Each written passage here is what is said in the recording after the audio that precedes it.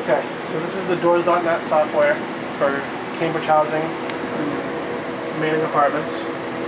So when we log in to the software, this is what you're going to see. If you want to change a card or add a card holder, add a card, you're going to go up to the Home menu. So we go to Home, Card Holders. We click the card holders. It comes up with a list of the cards that are already in the system. You can scroll through. You can highlight them last name, first name, and go put them in alphabetical order. To search the imprint number, which is the card number. You can do the same thing by number. To add a card, you're going to come up here to the menu here and it says Add. Click Add. You type in the last name, first name, and middle name of the user. Click the activation dates, whether it be to never expire, the activation date and the expire date, however, whichever one applies. Then you come over here, click the imprint number, which the imprint number is the card number written on the card, the key fob, and the facility code, which the facility code is on the box of the cards that you get. Once you click on the imprint card, you'll click Add Card, and then a credential will come up right here. You highlight that and then click Active. To save what you did here, after you go into the access rights, and you click what kind of access you want to give that person, whether it be tenant, tenant council, total access. Once you do that, you click right out of here, and it will come up. You made changes or added this card holder. Save your change. And you click yes or no. So if you want to click save, it'll be all set.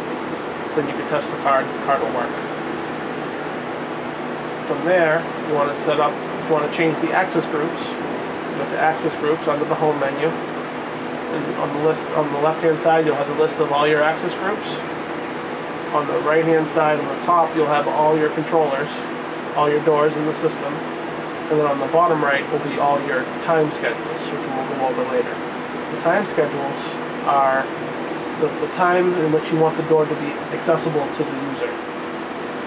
Under the tenant council, or the tenants, you have, if you click on here, you show all the doors that have, like the main entrance will have always. All the laundry rooms and lounges will have a certain time schedule for them. The bike storage is always, and you can change those by highlighting the group. So you highlight tenant, you pick what time you want. Before you pick your doors, you pick the time you want the doors you're going to pick to be on. So you click always, hold the control key, and then start selecting your doors. As you can see, you can highlight them. Pick the doors you want, and then when you're ready to click, you come up here and click Assign. When you click Assign, it'll change all the doors down here to what you changed them to. And you do that for each. So you have the main entrance have a separate schedule, the lounges have a separate schedule, the laundry has a separate schedule, and right here, when you look at the Schedule tab, you can see that they're all different. You can do that with all of them here. So from there, to change the time schedules like it was on the bottom right, you go to Time Schedules on the Home tab, and right here is all your time schedules. So you can look at, for example, laundry is the interval is Monday through every day, Monday, Tuesday, Wednesday, Thursday, Friday, Saturday, from 7 a.m. to 10 o'clock p.m. in military time.